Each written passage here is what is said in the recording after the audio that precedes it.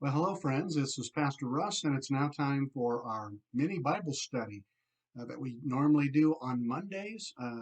Today, we are going to be looking at another great chapter in the book of Genesis. This is Genesis chapter 20 that we're going to be looking at, just as a recap of where we're at so far. Abraham and his nephew Lot have decided to each go separate ways. Lot went into the cities, Sodom and Gomorrah, and Abraham stayed in the countryside. Abraham was visited by three visitors who told him that in a year's time he was going to be having a son, and Abraham could hardly believe it because he was already 99 years old. But anyway, he sent the three visitors on their way to go to the city of Sodom and Gomorrah, where they found evil, they found sinful men, and so they destroyed the cities of Sodom and Gomorrah with fire and brimstone, saving only Lot and his family, only 6 people. And so now we pick up the story with Abraham again. It's kind of going back and forth between Lot and Abraham. So we'll pick up the story here with Abraham and reading from the New International Version. Uh, You can read along with me if you'd like in the book of Genesis. Now, Abraham moved on from there into the region of the Negev. The Negev is the wilderness area, and lived between Kadesh and Shur, 2 small towns. For a while he stayed in Gerar, and there Abraham said of his wife Sarah, "She is my sister." Then Abimelech, king of Gerar, sent for Sarah and took her.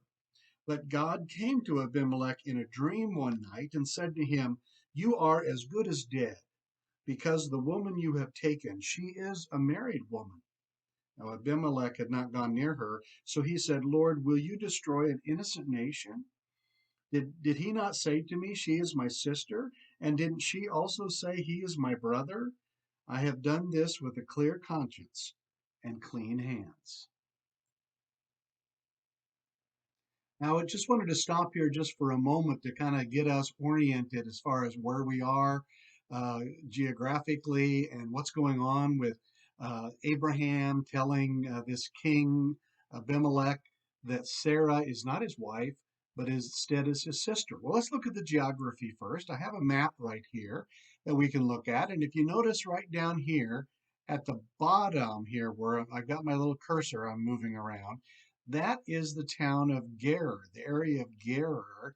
You see, it's in the Sinai Peninsula on the northern part. This is the wilderness area that Abraham is at right now. And he is speaking with the king of this region who lived in Gerar. And he tells him that Sarah is not his wife, but his sister. So, why does he do this? Well, he wants to protect his sister and he wants to protect himself. And so he uses a little bit of deception. If he says that Sarah is his wife, Abimelech may very well kill him to take his wife from him. So instead, he says, "No, she's not my wife, she's my sister," trying to save his own skin. And technically, she is a relative of Abraham. She is a sort of a sister to him, a distantly related sister by another relative. So technically, he's not lying, but he is using this in order to save his own skin. So let's continue reading, shall we? We're in chapter 20, and we're taking up here where Abimelech is having this dream from God. And then chapter 20, verse 6. Then God said to Abimelech in a dream, "Yes, I know you did this with a clear conscience, and so I have kept you from sinning against me." In other words, kept him from taking Sarah and taking Sarah for his concubine or for his wife.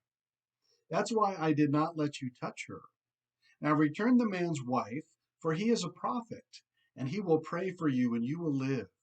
But if you do not return her, you may be sure that you and all yours will die. Now, I want to stop right there at the end of verse 7 because Abimelech is not really known to be a follower of God. He might be one that is, polytheistic. He believes in many gods. But in this case, God speaks to him and he listens to God. And so he does not do any harm to Abraham. He doesn't do any harm to Sarah. And so he lets them continue. So let's continue ourselves in verse 8. Early the next morning, Abimelech summoned all his officials. And when he told them all that had happened, they were very much afraid. Then Abimelech called Abraham in and said, "What have you done to us? How have I wronged you that you have brought such great guilt upon me and my kingdom? You have done things to me that should not have been done." And Abimelech asked Abraham, "What was your reason for doing this?" In other words, for lying to me about Sarah. Abraham replied, "I said to myself, there is surely no fear of God in this place, and they will kill me because of my wife.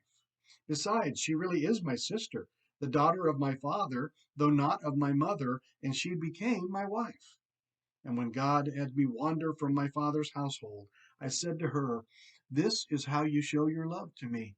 Everywhere we go, say of me, he is my brother." Then Abimelech brought sheep and cattle and male and female slaves and gave them to Abraham, and he returned Sarah, his wife, to him. And Abimelech said, "My land is before you. Live wherever you like." To Sarah he said, "I'm giving your brother 1,000 shekels of silver. This is to cover the offense against you before all who are with you. You are completely vindicated." Then Abraham prayed to God, and God healed Abimelech, his wife, and his slave girls, so they could have children again. For the Lord had closed up every womb in Abimelech's household because of Abraham's wife Sarah. So, an interesting little story today about a person, Abimelech, who wasn't necessarily a God fearing person. In fact, Abraham noticed that when he came into that land, and it scared Abimelech. And so he decided to take matters into his own hand. Now, God had everything in control. And I think it's not surprising, but it is ironic that here we have another case of human beings trying to take over for God, not realizing that God has a plan for Abraham. God has a plan for you and for I.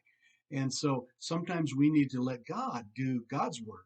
And we don't need to interfere and try to put our own self and our own plans in there. And that's what Abraham tried to do here.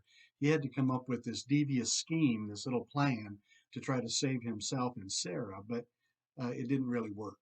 But fortunately for Abraham, he became more wealthy because God is going to bless him. That's part of the promise that God has given to Abraham and all of Abraham's descendants. And we see that promise come true in the next chapter, chapter 21, that we'll study for next week, which is the birth of their son Isaac. And Isaac is the one that's promised to have the promise of God, the covenant, go through him.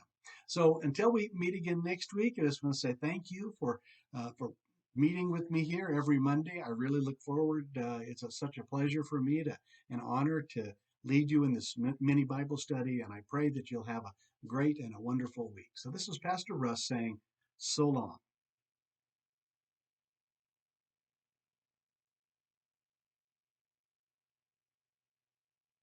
Join us again next week as we study Genesis chapter 21.